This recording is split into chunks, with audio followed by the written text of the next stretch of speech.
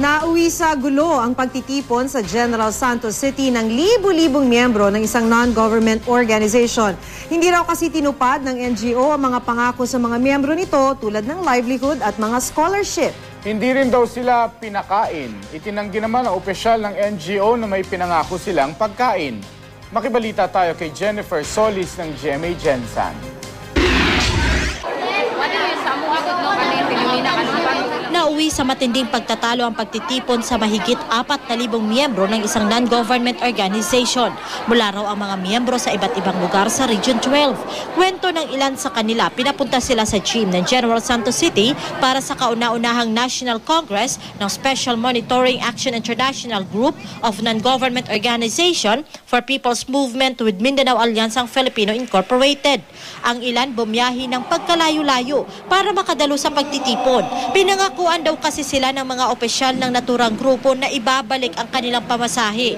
Bibigyan din daw sila ng libreng pagkain. Dagdag pa raw ang suportang pinansyal para makapagsimula sila ng negosyo. Sinabi rin daw ng organizers na dadalo sa pagtitipon ang ilang bigating politiko at host ng game show. Kaya naman ang ilan maagang dumating. Isinama pa ang ilan nilang anak sa pag-asang mabibiyayaan ng tulong. Pero halos abuti na raw sila ng gabi, wala raw silang natikman kahit kanin man lang.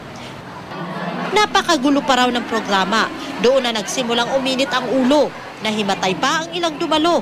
Ang among giapter, ang scholar ug livelihood ilang ginaingon. Paanuhan mi og kwarta nga tag 80 million para pang dagdag kapital po, ma'am, pero pangpuhunan sa mo matag pamilya. Unya, pangutanan na ako, ma'am, mahatag ba to nila sa bawat taon ng ginapangayo?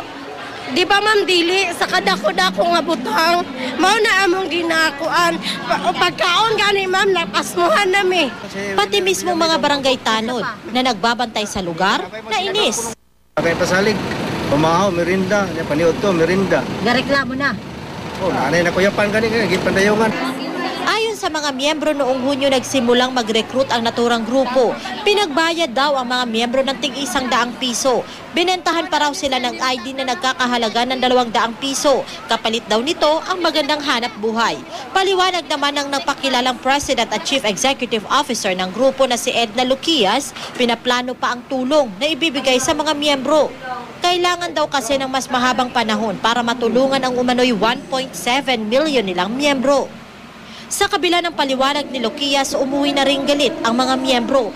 Tungkol naman sa reklamo ng mga miyembro sa pagkain, nagka-problema raw sa budget. Ayon kay Luquias, hindi naman daw nila pinangako na pakakainin ang mga miyembro.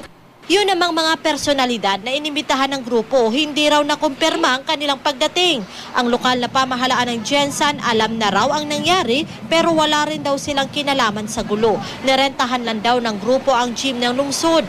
Legal naman daw ang grupo base sa pagsusuri ng lokal na pamahalaan. Jennifer Solis, Nagbabalita, Pilipinas.